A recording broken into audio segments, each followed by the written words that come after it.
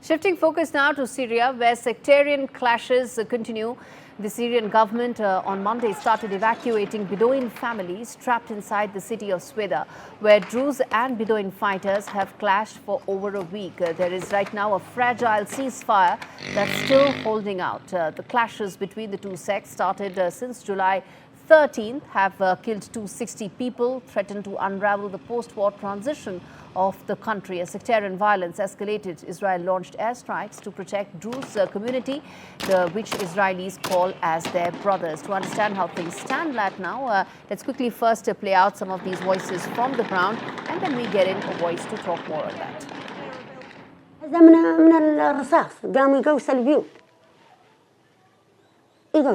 والله ولا والله ما دحين ما ضروا حدا لا هذول ضرونا ولا هذول ضرونا أما خايفين من ولادنا أطفال جهال الرصاص قام يجي على البيوت وجينا اللي جاي نزحنا ترى هناك أيوة طلعوا من هناك من الضرب وناس تأتلت هناك وما حسنوا يجيبوهم وناس قتلوا بها ما خلوا شيء أي شيء سووا ما جماعة لا يخافوا الله ولا يرجعوا فيه طلعنا هناك من خايفين لحالنا وعلى أولادنا وعلى بناتنا والله ما بي أي شيء الحمد لله هذا الوضع ايش صاير بينا شوفت هناك المنظر والمكان شلون والوضع مي هلا ما في مي ما في بالبيت إذا بده يتوضا يصلي ما في مي إذا بده يشرب ما في مي والوضع تعبان والحمد لله على كل حال الواحد يقول الحمد لله.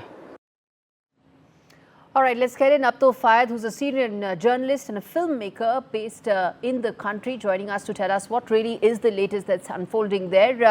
Mr. Fayyad, thanks so much for speaking to me on NDTV. Let me start by asking you if you could talk to us and explain to us the situation right now that is unfolding in the city of Sweida.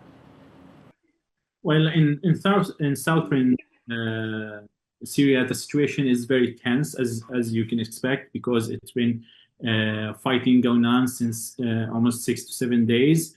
However, after announcing the ceasefire, the situation has calmed down a little bit. And yesterday, actually, the government tried to send humanitarian relief to Sweida city. Unfortunately, they weren't able to send the convoy because the outlaws inside Sweida prevented this convoy from entering. So the situation is still stressed in that area, and the government is still working on sending humanitarian aid to the Sweida city. However, the Israeli intervention made things a lot complicated.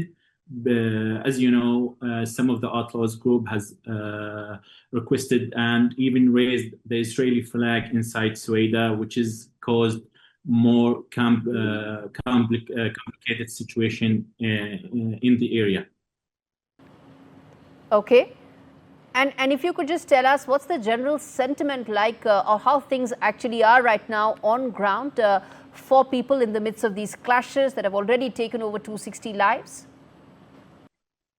Well, first of all, the intervention of Israel has created a lot of issue in Syria, especially after Israel took parts of Quneitra and Dar'a city and attacking Syrian civilians in these areas. Well, the view of the Syrian government, as I saw it, they didn't say that we're going to normalize with Israel. They said they are looking for zero trouble in the neighboring countries.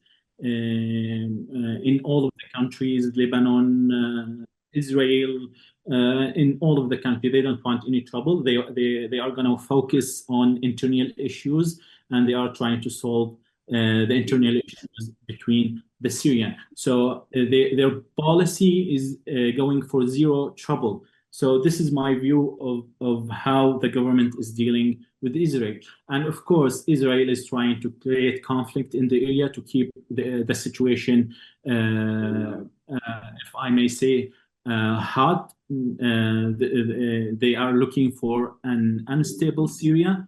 However, the Syrian government, represented by the Shara president, the Syrian president Shara, is trying to create zero problem with any neighboring countries. All right, Mr. Fayyad, thanks so much for speaking to me on NDTV as we decode how things are unfolding right now in Syria.